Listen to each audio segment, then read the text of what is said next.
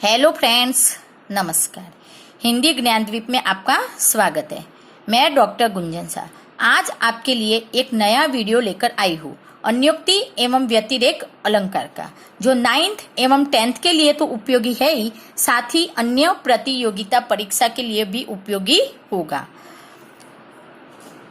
अगर आप मेरे चैनल पर नए आए हो तो उसको सब्सक्राइब कीजिए ताकि मैं जो भी नया वीडियो बनाऊं वो आप तक पहुंच सके।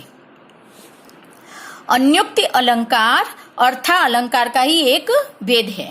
पहले मैं आपको एक बात बता देना चाहती हूँ कि आप जब भी कोई अलंकार पढ़ते हो तो उसके नाम को बहुत ही बारीकाई से देखिए और समझो, क्योंकि उसके नाम में ही उसका अर्थ छिपा होता है। तो देखिए, अन्योक्ति शब्द का अगर हम संधि विच्छेद करते हैं तो अन्य प्लस उक्ति होता है। अन्य का अर्थ क्या होता है? दूसरा।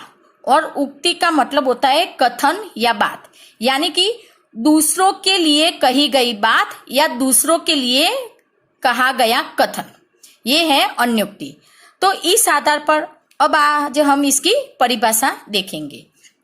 जहां अप्रस्तुत के वर्णन के माध्यम से प्रस्तुत का वर्णन किया जाए वहां अन्योक्ति अलंकार होता है।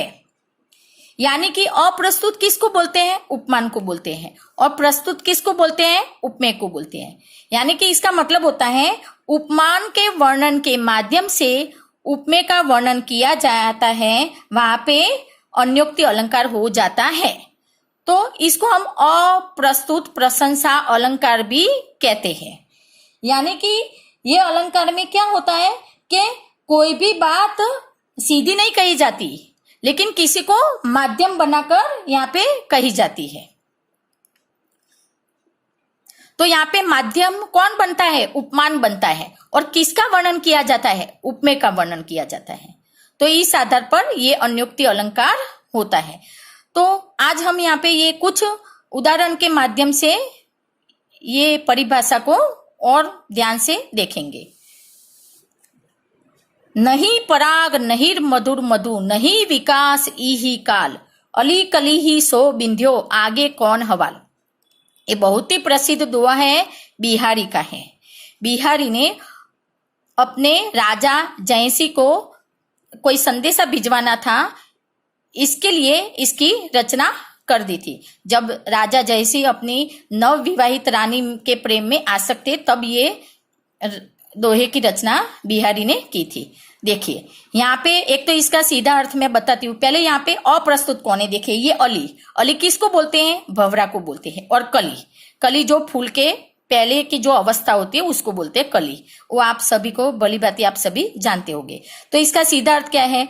अली कली ही सो बिंध्यो। मतलब यहाँ पे एक भंवरे को कहा गया है कि तुम कली में क्यों इतने बंधे हुए हो। नहीं पराग, उसमें कोई पराग भी नहीं है। मधुर मधु, मतलब मीठा मधु भी नहीं है। नहीं विकास यही काल, काल का मतलब होता है समय। इस समय वो विकसित भी नहीं हुआ है, आगे कौन हवाल। मतलब यहाँ पे ये कहा गया है कि तुम, भंवरे को कहा गया है, भंवरे को, कि तुम कली में इतने क्यों बंधे हुए हो। लेकिन यहाँ पे भंवरे को नहीं कहा गया है, उसको माध्यम बनाकर अली कौन है यहाँ पे? राजा जयसिंह है। और कली नव विवाहित रानी है। तो यहाँ पे भंवरे को माध्यम बनाकर राजा जयसिंह को यह कहा गया है कि तुम अपने नव विवाहित रानी, जो उसकी नई नवेली रानी थी, उसके प्रेम में राजा जयसिंह बहुत ही आसक्त थे और अपना जो सारा जो राजपाट है उसकी ओर वो ध्यान नहीं देते थे, अपनी प्रजा की ओर वो ध्यान नहीं देते थे। तो प्रजा और राजपाट का क्या, आगे कौन हवाल, इसका क्या होगा प्रजा और राजपाट का। तो ये जो बिहारी हैं उन्होंने अली और कली के माध्यम से राजा जयसिंह को यहाँ पे बात बताई है। मतलब राजा जयसिंह और नव विवाहित रानी का यहाँ पे वर्णन किया गया है कि आप उसके प्रेम में आसक्त ना रहो और अपने राजपाट का ध्यान करो और अपनी प्रजा का ध्यान करो, नहीं तो आगे कौन हवाल, इनका क्या होगा।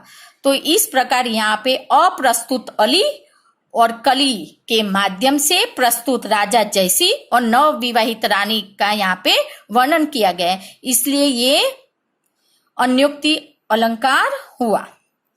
एक दूसरा है पद, वो भी बहुत अच्छा है। माली आवत देख करी कलिया करे पुकार, फूली फूली चुनी लई काली हमारी बार। यहाँ पे इस दोहे में जीवन की क्षण भंगुरता बताई गई है। यहाँ पे देखो अप्रस्तुत कौन है? माली, कलिया और फूल, ये अप्रस्तुत है। इसके माध्यम से प्रस्तुत काल या यमराज, माली को बोला गया है, काल या यमराज, ये इनके प्रतीक है। कलिया कौन है? जवान की प्रतीक है, ये प्रस्तुत हो गया। और फूल वृद्ध जन का प्रतीक है। तो पहले इसका मतलब देखिए, माली आवत देख करी, माली को आता देखकर, कलिया करे पुकार, जो कलिया होती है वो पुकारने लगी। फूली फूली चुन लई, आपने फूलों को तो चुन लिया है। काली हमारी बार, कल हमारी बारी आएगी। जब कली है वो फूल बनेगी तो उसको भी माली आकर चुन लेगा, ऐसा यहाँ पे बताया गया है। लेकिन ये उपमान के वर्णन के माध्यम से प्रस्तुत वर्णन की यहाँ पे बात कही गई है। देखो यहाँ माली को क्या लेना है? यमराज या काल लोगे। तो देखिए, माली आवत देख कर, यमराज को आता देखकर, कलिया करे पुकार। कलिया कौन थी यहाँ पे? किसका प्रतीक था? जवान व्यक्ति का था। तो जवान लोग पुकारने लगे। फूली फूली चुन लई, फूल किसका प्रतीक था? वृद्ध जन का। तो जवान लोग पुकार रहे हैं कि आप, ये यमराज जो आया था वो फूली फूली मतलब वृद्ध जनों को ले गया है। काल हमारी बाली, कल हमारा भी वक्त आ सकता है, हम अभी जवान हैं, बाद में हम वृद्ध होंगे तो यमराज हमको भी आकर ले जाएगा। इसलिए यहाँ पे अप्रस्तुत माली, कलिया और फूल के माध्यम से यमराज, जवान और वृद्ध जनों का वर्णन किया गया है। इसलिए ये अन्योक्ति अलंकार हुआ, क्योंकि अन्य के बारे में बताया गया है। तो ये क्या हो गया? अन्योक्ति अलंकार। तीसरा उदाहरण देखिए, फूलों के आसपास रहते हैं फिर भी कांटे उदास रहते हैं। यहाँ पे फूल कौन है? अप्रस्तुत। कांटे भी अप्रस्तुत हैं। तो प्रस्तुत फूल का कौन प्रतीक है? सुख सुविधा, और कांटे का दुखी व्यक्तियों। तो यहाँ पे उपमान के वर्णन के माध्यम से उपमेय का बोध कराया है। क्या कराया है? देखिए, फूलों के आसपास रहते हैं, सुख सुविधाओं के आसपास रहते हैं, फिर भी कांटे उदास रहते हैं। फिर भी ये जो दुखी व्यक्तियां होते हैं वो उदास रहते हैं। यानी कि यहाँ पे उपमान के वर्णन के माध्यम से उपमेय का वर्णन किया गया है, इसलिए ये भी अन्योक्ति अलंकार हुआ। क्योंकि सुख सुविधाओं के पास रहने के बावजूद भी दुखी व्यक्तियों को यहाँ पे उदास बताया गया है। तो यहाँ पे ये अन्योक्ति अलंकार आपका पूरा हुआ।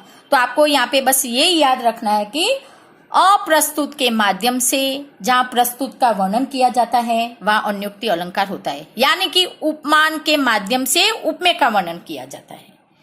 अब आगे का दूसरा अलंकार हम आज पढ़ेंगे, व्यतिरेक अलंकार। व्यतिरेक अलंकार का अगर हम संधि करेंगे तो देखिए, वी प्लस अतिरेक। वी का मतलब होता है विशेष और अतिरेक का मतलब होता है अधिकता या आधिक्य। व्यतिरेक अलंकार में क्या होता है कि कोई एक गुण विशेष बताया जाता है, यानी कि उपमेय होता है, उसको उपमान से बढ़ा चढ़ाकर यहाँ पे बताया जाता है। कोई अच्छी बुरी बात होती है जो उपमेय की, उसको यहाँ पे बताई जाती है। तो इस आधार पर हम यहाँ पे इसकी भी परिभाषा अब हम यहाँ देख लेते हैं। जहां उपमान की अपेक्षा उपमेय का उत्कर्षपूर्ण वर्णन किया जाए वहां व्यतिरेक अलंकार होता है। उत्कर्षपूर्ण का मतलब ही है अधिकता या आधिक्य, मतलब कि उपमान है उसकी तुलना में उपमेय का वर्णन ज्यादा होगा। एक आध गुण ही ले लो ज्यादा में, ठीक है, सारा ही नहीं लेना है, एक आध गुण ज्यादा होगा। और उपमान को उससे थोड़ा कम बताया जाएगा। मतलब कि उपमेय का बढ़ा चढ़ाकर यहाँ पे वर्णन किया जाता है, कुछ एक आध गुण ज्यादा लेना है, तो वहां पे व्यतिरेक अलंकार हो जाता है। अब इसको हम कुछ उदाहरण के माध्यम से देखेंगे। देखिए, पहला उदाहरण है, सीय मुख शरद कमल जिमी किमी कही जाए, निसी मलिन वह निस्दिन यह बिगसाए। देखिए यहाँ पे सीय मुख शरद कमल जिमी, सीय सीता को बोला गया है, ठीक है। और मतलब मुख तो आपको पता ही है, सीय मुख मतलब जो सीता का मुख था वो शरद कमल जिमी, शरद ऋतु के कमल के जैसा भी था। और यहाँ पे ये कहा गया है कि निसी मलिन वह, निसी का मतलब होता है रात्रि, ये वह किसके लिए यूज हुआ है, शरद कमल के लिए। निसी मलिन वह, जो शरद का जो कमल है वो निशी रात्रि में कुंभला जाता है। कुंभलाना का मतलब होता है मुरझाना, मुरझा जाता है। निस्दिन यह बिगलाए, और ये निस्दिन यह बिगलाए ये सीता के मुख के लिए बोला गया है। निस्दिन रात्रि और दिन को, ये सीता का जो मुख है बिगसाए का मतलब होता है विकसित रहता है, वो मुरझाता नहीं है। तो यहाँ पे जो सीय मुख, सीता का मुख उपमेय है, उसका उपमान शरद कमल से बढ़ा चढ़ाकर यहाँ पे एक गुण ज्यादा बताया गया है, या तो बढ़ा चढ़ाकर इसका वर्णन किया गया है। तो इस प्रकार ये व्यतिरेक अलंकार हो गया। दूसरा एग्जाम्पल देखिए, ये बहुत ही प्रसिद्ध उदाहरण है, साधु ऊंचे शैल सम किंतु प्रकृति सुकुमार। यहाँ पे उपमेय कौन है, साधु। साधु सज्जन व्यक्ति को बोलते हैं, और उपमान कौन है, शैल, पर्वत। तो यहाँ पे क्या बोला गया है, साधु ऊंचे शैल सम, जो सज्जन व्यक्ति होते हैं वो शैल सम पर्वतों के समान ऊंचे है। यहाँ देखो तो कवि ने यहाँ पे उपमा अलंकार का वर्णन किया है, लेकिन नीचे बताया गया दूसरी पंक्ति में, किंतु प्रकृति सुकुमार, जो सज्जन व्यक्ति होते हैं वो प्रकृति मतलब उनका स्वभाव होता है वो सुकुमार मतलब कि कोमल होता है, लेकिन जो शैल जो पर्वत होता है वो कैसा होता है, कठोर होता है। तो यहाँ पे किसका गुण ज्यादा बताया गया है, साधु का एक गुण ज्यादा है, क्या है कि वो पर्वतों से भी कोमल है, पर्वत कठोर है। तो यहाँ पे साधु का उपमेय का वर्णन किया गया और एक गुण ज्यादा बताया गया है, इसलिए यहाँ पे ये व्यतिरेक अलंकार हो गया। तीसरा एग्जाम्पल देखिए, राधा मुख को चंद्रसा कहते हैं मतिरंग, निष्कलंक है वह सदा शशि में प्रकट कलंक। यहाँ पे पहली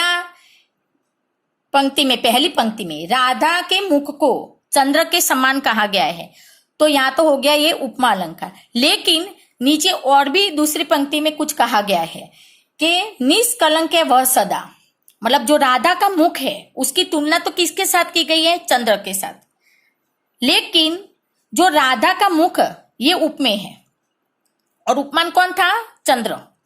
राधा का मुख है वो निष्कलंक है वह सदा, राधा का मुख हमेशा निष्कलंक है, मतलब कि उसके मुख पे कोई दाग नहीं है।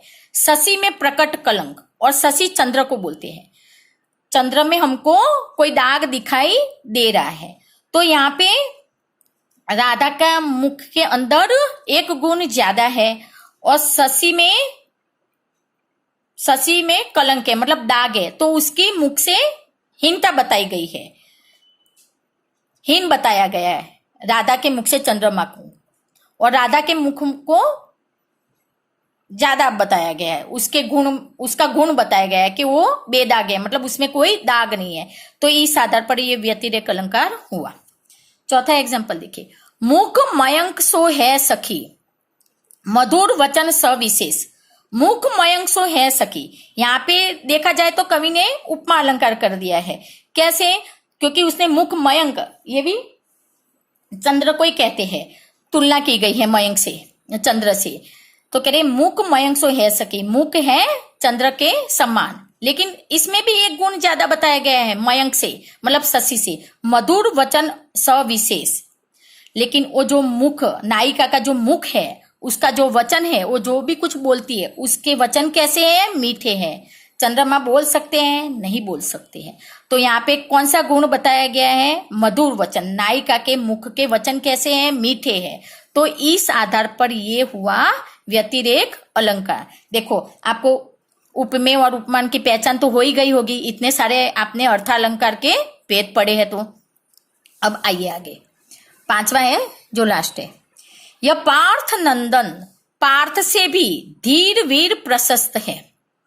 पार्थ नंदन किसको बोलते हैं पहले आपको ये पता होना चाहिए। अभिमन्यु को बोलते हैं। और पार्थ किसको बोलते हैं? अर्जुन को बोलते हैं। तो यहाँ पे उपमेय कौन है? पार्थ नंदन। और उपमान कौन है? पार्थ।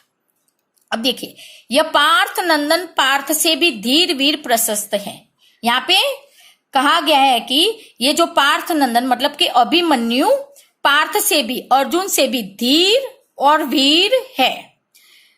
तो इसमें उपमेय का आधिक्य, अधिकता बताई गई है। लेकिन यहाँ पे उत्कर्ष और अपकर्ष का कोई अधिकता और अनधिकता का कोई कारण नहीं बताया गया कि क्यों उससे वो अधिक है। तो इस प्रकार यहाँ पे ये व्यतिरेक अलंकार हुआ। तो आज ये हमारी वीडियो यहाँ पे समाप्त हो रही है। तो आपको यहाँ पे इतना ध्यान रखना है कि उपमान से उपमेय का जहाँ बढ़ा चढ़ा कर वर्णन किया जाए या उसकी उपमेय की अधिकता बताई जाती है तो वहां क्या होता है? व्यतिरेक अलंकार।